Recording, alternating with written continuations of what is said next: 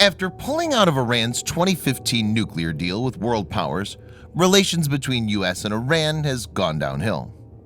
U.S. President Donald Trump punishing sanctions on Iran has drawn the two countries on the brink of a conflict. President Hassan Rouhani has said that Iran will not surrender to U.S. pressure and will never abandon its goals, even if it's attacked.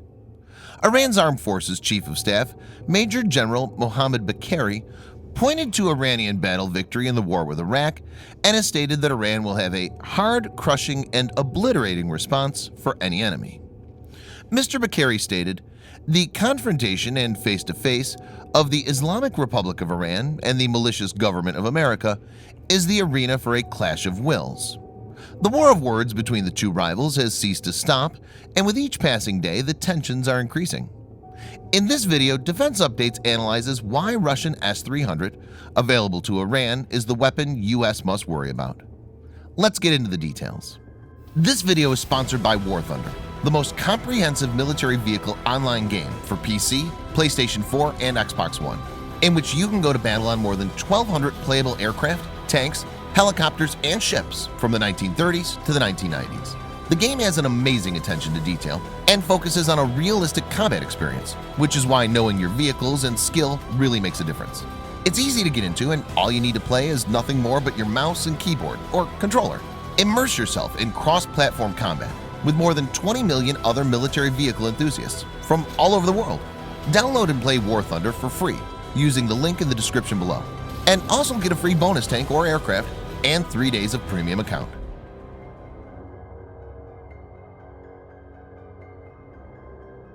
Iran has a variety of short, medium, and long-range air defense systems. Some of these are bought imported, whereas some have been indigenously developed.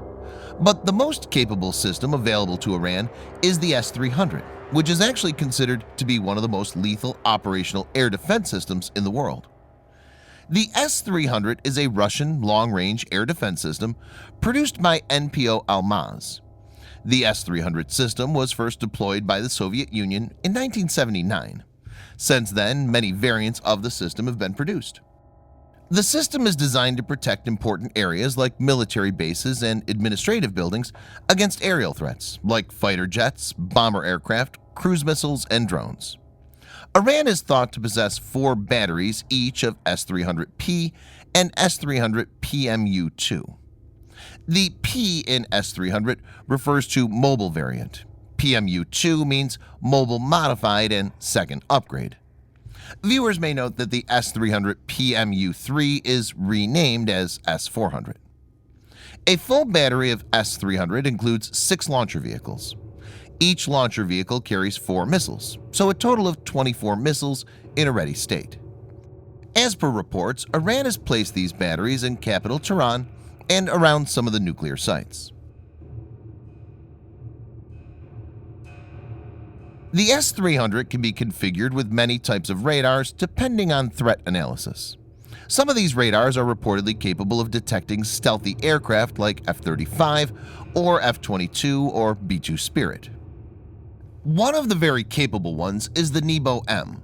Developed by Russia, Nebo-M is thought to be able to detect and track stealth aircraft.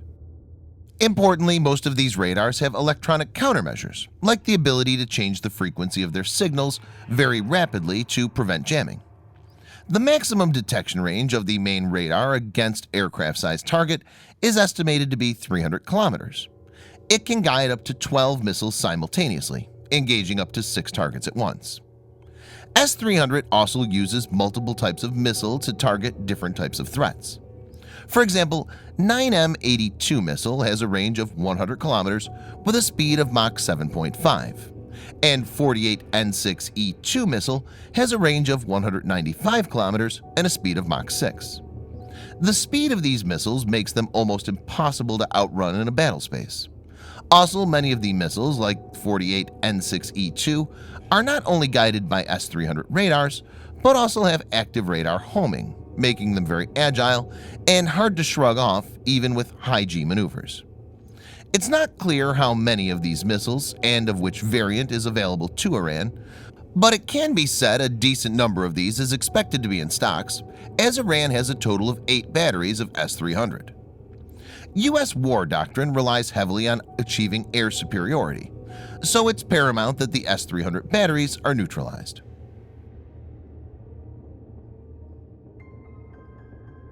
The U.S. has mainly two options: a saturation attack with cruise missiles or a precision airstrike from fighter jets.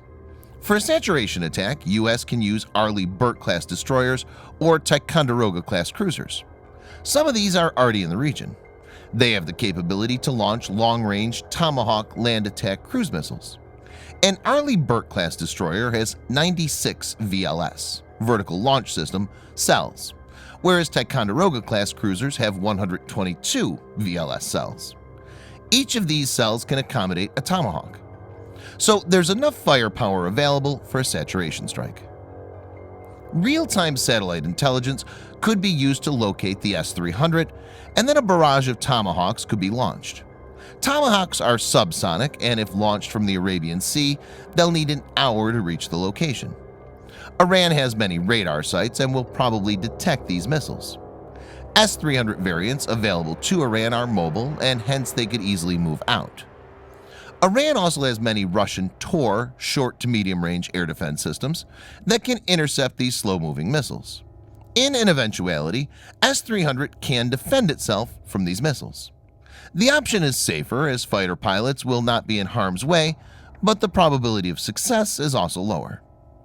For precision airstrikes, the U.S. can deploy AGM-88 high-speed anti-radiation missile (HARM) from the F-16 and F-A-18.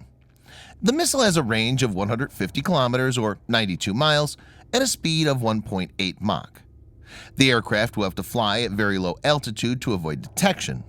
The range of the missile enables it to be launched without going deep into the engagement envelope of S-300. The other option is using the F-22 or F-35 to attack the S-300 with precision bombs.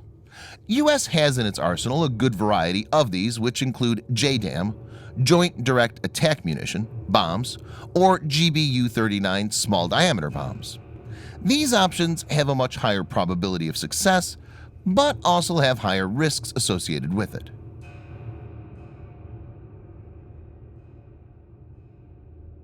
S-300 brings in a different kind of challenge since the system has very little chinks to exploit. The U.S.'s ability to conduct successful airstrike against an S-300 battery will depend on the culmination of multiple factors like mission planning, hardware, and the skill of pilots.